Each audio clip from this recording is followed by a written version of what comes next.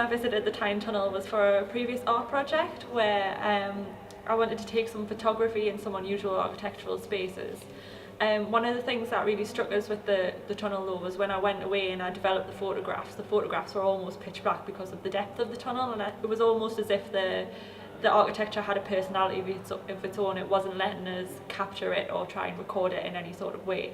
Since then I've been back a few times and I've noticed the original quirks of the building, so the wooden escalator, the sounds and sort of smells that you get within the space. And one of the first things you notice is the colours that are used. So you have these very sort of light greens, creams, which are very clinical, almost sort of hospital in the atmosphere that they create for you. When the escalators were working, unfortunately they're broken now, but you would move towards the entrances of the tunnel at such a glacial pace, it was almost as if you're entering the centre of the earth.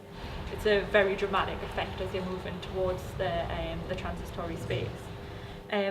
One of the other things that you really notice while moving through the tunnel is the lighting.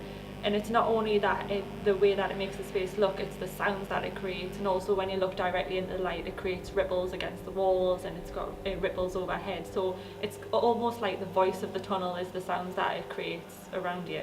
The thing that struck us the most is this, the way you cross the county borders between the middle of the tunnel. So it's almost a non-space in that you're actually, when you're on the line itself, you're nowhere.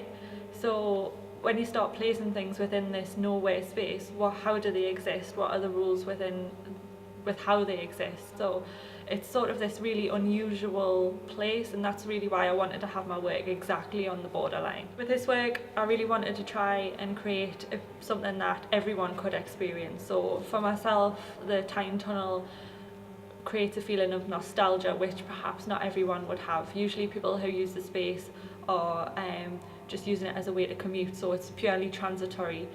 I wanted to try and make people stop and reassess the space.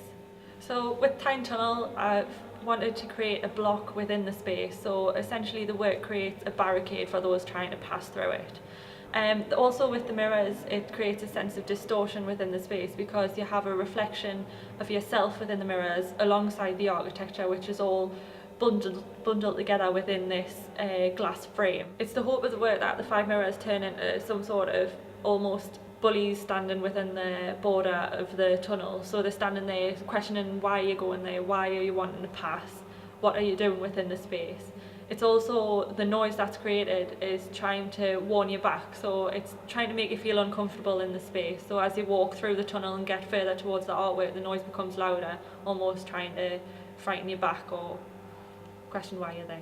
I also wanted to emphasise the mechanical and electrical side of the Tyne tunnel. So as I've mentioned before, you have the lights overhead and obviously things that are behind the scenes, so like the pump room and things that the average person doesn't usually see. So for this I've used mechanics such as vibration motors and also a lot of electricals to create noise and to really sort of quadruple the effect that you would normally have in the tunnel, just to try and emphasise it for the viewer.